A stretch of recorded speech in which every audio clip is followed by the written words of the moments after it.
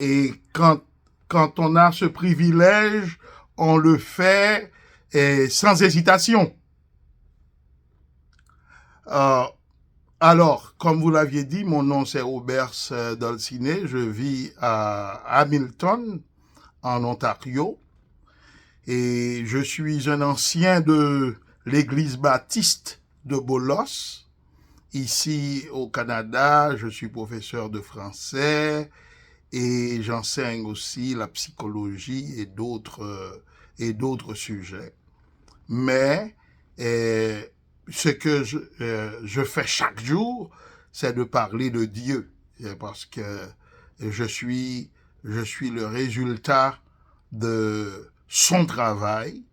Et quand on laisse Haïti et qu'on se retrouve au Canada ou dans un autre pays quelconque, c'est et on ne peut pas l'oublier parce qu'on doit être ancré en lui pour savoir qui on est, comme Calvin le dit.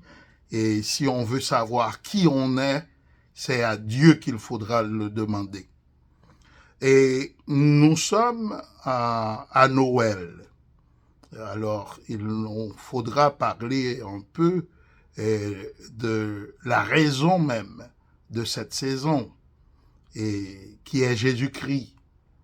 Mais ce que je vais faire le travail de Paul dans le livre romain. Je vais d'abord vous donner une explication théorique, je pourrais dire, du message. Et après, je pourrai faire un peu d'application de ce message à notre cher Haïti. Maintenant, il y a, normalement, par déduction, on va du problème à la solution. Mais moi, je vais prendre, je vais prendre une petite liberté en partant de la solution pour aller vers le problème. Et j'espère qu'on pourra me suivre plus ou moins. Et deux passages des Écritures attirent mon attention aujourd'hui. C'est Jean 1, verset 1 et Genèse 1, Genèse 1er, verset 1. Au commencement était la parole était avec Dieu et la parole était Dieu. Et Genèse qui nous dit, au commencement, Dieu créa le ciel et la terre. Maintenant, à partir de ces deux passages, on peut parler de Dieu. C'est qui est Dieu? Il faut le prendre dans ce verset de Jean, et Jean 1, verset 1, quand il dit « Au commencement était la parole », il fait une approche philosophique de la parole, de cette parole de Dieu qui créa le monde. Cette parole qui fait marcher le monde. Il veut parler de cette parole qui soutient et qui vivifie. Il est nécessaire de comprendre, premièrement, la nature de Dieu, la puissance de Dieu et la science de Dieu dans ce que Jean nous dit. Un Dieu qui peut tout faire. Il n'y a rien qui puisse exister sans lui. Il est le début de tout, comme nous dit saint Thomas d'Aquin. C'est à partir de lui que tout a commencé. Il a cette puissance qui soutient le monde. S'il y a encore des gens qui respirent, s'il y a des planètes qui tournent autour des étoiles, c'est grâce à lui, c'est grâce à ce Dieu. Et c'est de lui que je parle ce matin. Au commencement, Dieu. Il ne nous explique pas qui est Dieu. Il ne va pas et mettre Dieu dans un laboratoire pour le déchiqueter et nous permettre de connaître les veines et le sang qui coule en Dieu. Parce que Dieu est esprit. La Bible nous dit il faut que tous ceux qui l'adorent en esprit et en vérité. On n'a pas questionné Dieu. On sait qu'on existe à partir de Dieu, tout simplement. Il créa tout ex nihilo, de rien. Le miracle de la création, c'est que tout a été créé de rien. Alors, il a fallu Dieu. Le matériel ne va pas créer le matériel. C'est l'immatériel qui crée le matériel. Et c'est ce que l'on a dans ce verset. Au commencement était l'immatériel, la parole. Cette parole était avec Dieu et cette parole était Dieu. Mais cette parole ne se limite pas à être Dieu. C'est à partir de cette nature, elle est aussi la lumière. La lumière qui vient éclairer l'obscurité. Il apporte la lumière à l'obscurité. Il apporte la connaissance à l'ignorance. Ici, on trouve l'essence de ce qu'il faut appeler le symbolisme de la délivrance ou de la liberté. On voit que ce symbolisme, c'est Dieu qui libère l'obscurité par sa lumière. Il dissipe l'obscurité par sa lumière. Et ça, c'est la solution. C'est déjà la solution. Maintenant, c'est quoi la cause du problème? Il y a un grand problème quand il y a délivrance sans reconnaissance, sans qu'il y a liberté, sans fraternité. C'est un grand problème. Trop souvent, il manque à l'homme la capacité d'exprimer sa reconnaissance.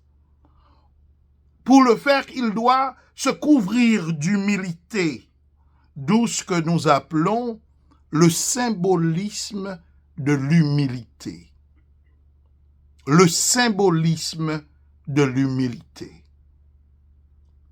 Mais c'est plutôt encore plus qu'un symbolisme, c'est une symbiose, ce mélange non fortuit de déni de soi et de dépassement de soi. Le fait de pouvoir s'oublier, le fait de pouvoir se résister, de reconnaître qu'on n'est rien et de s'empêcher d'être maître de soi, de s'empêcher d'être maître de soi. Refuser d'attribuer à soi le crédit de ses succès, de ses victoires. On refuse de vivre comme si on est né du hasard. On refuse d'exister comme si on sort de rien. Dieu créa le monde de rien, mais nous sommes les progénitures de Dieu. On a vu la solution qui est la lumière qui éclaire les ténèbres. On a vu les causes du problème qui est l'absence de reconnaissance après la délivrance, l'absence de fraternité après la liberté. On peut aussi parler du problème lui-même. C'est que l'homme de lui-même, avec ses propres volontés, ses propres capacités, est incapable de comprendre le problème et pouvoir le résoudre. Il est incapable de comprendre le problème et de pouvoir le résoudre. Le problème le dépasse, car tous ont péché et sont privés de la gloire de Dieu. Sans Dieu dans nos vies, c'est le chaos. Nous ne sommes pas limités à être dans le néant, dans ce chaos, dans ce tohu-bohu. Nous sommes le chaos sans Dieu. Nous sommes le miasme de rien. Nous sommes le tohu-bohu. On n'arrive pas à trouver son chemin. On n'arrive pas à prendre les bonnes décisions. Parce que cette grande obscurité nous entoure. On a besoin de la lumière que seul Dieu puisse nous donner. D'où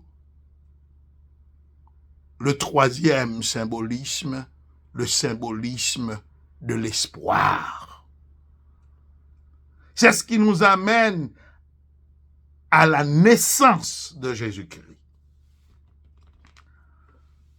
De la terre, Dieu façonna le premier Adam, il l'élève au rang de roi de la création. Il doit le protéger, Adam doit protéger et cette création, il doit la protéger, l'utiliser et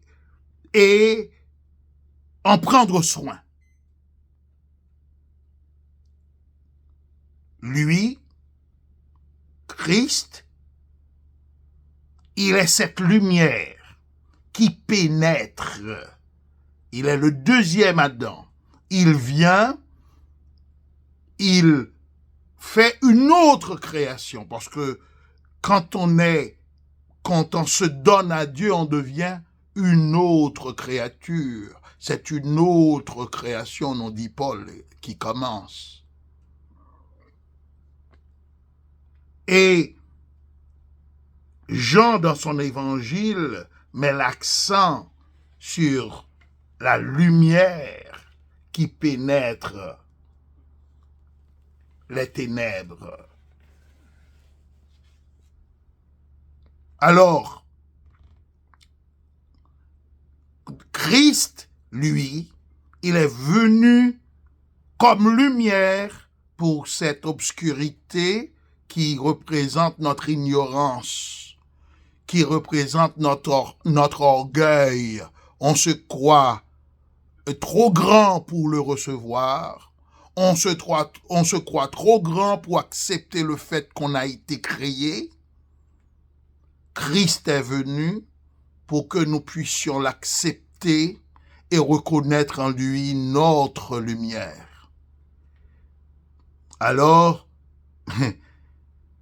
par contre, Christ se fait symbole d'humilité. Il se fait symbole d'humilité alors qu'il est aussi symbole de délivrance. L'enfant, le bébé qui nous a été donné est en mission. Il vient libérer son peuple. Alors, nous avons vu le symbolisme de la délivrance et le symbolisme de l'humilité, et nous avons aussi vu le symbolisme de l'espoir dans la naissance de Christ.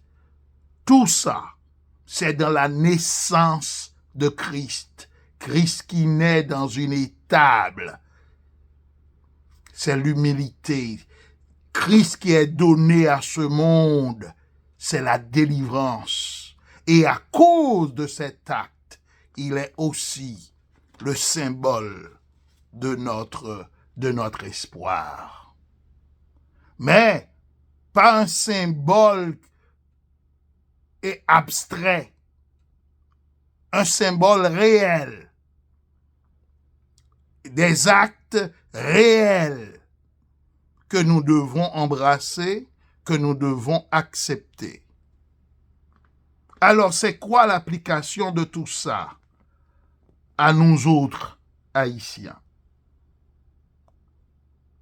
Un peuple qui a connu l'esclavage, qui s'est battu pour sa liberté, qu'il a gagné à force d'héroïsme et de complicité de la fièvre jaune, qu'on oublie trop souvent.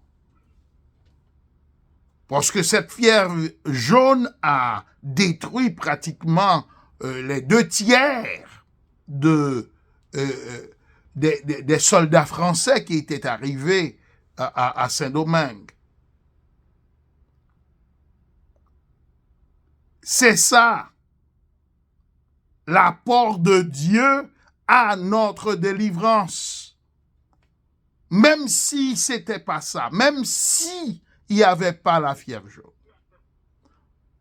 Le fait pour nous de pouvoir respirer et de pouvoir nous battre, c'est grâce à Dieu. Mais, comme je l'ai dit, c'est mauvais qu'il y ait délivrance sans reconnaissance. Le problème de notre pays aujourd'hui, c'est la délivrance sans la reconnaissance. Des hommes qui se croient docteurs de ci, docteurs en ça,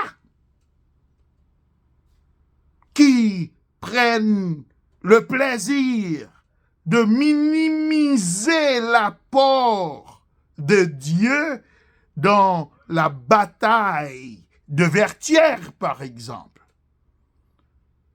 qui s'amusent à minimiser l'apport de Dieu dans la vie de l'Haïtien.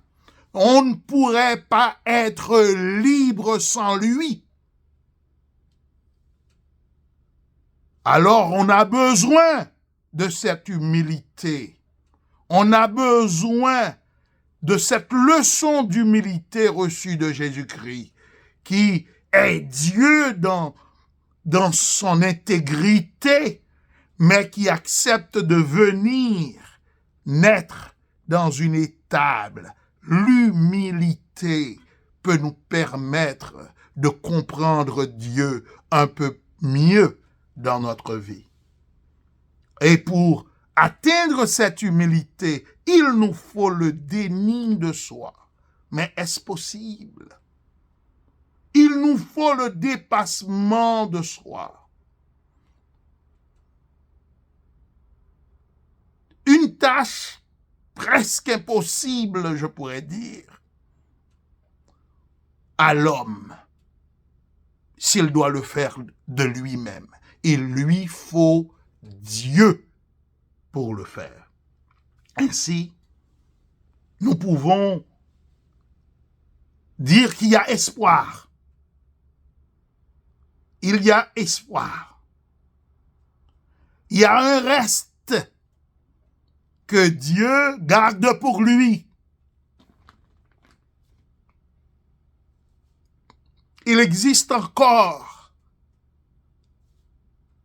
des Haïtiens qui ne vont pas fléchir les genoux devant les philosophies des hommes et qui comprennent très bien qu'il faut à Haïti la délivrance, la reconnaissance de cette délivrance, qu'il faut à Haïti la fraternité à cause de sa liberté, et des hommes qui comprennent ce symbolisme dont on a parlé de la délivrance, ce symbolisme de l'humilité et ce symbolisme de l'espoir que représente Jésus-Christ. Et ça, c'est le message de la Noël pour nous autres Haïtiens. Que Dieu nous vienne en aide, qu'il nous aide et qu'il nous permette d'ouvrir nos yeux et les yeux normaux que nous avons et les yeux de nos cœurs pour mieux le comprendre. Que le Seigneur vous bénisse.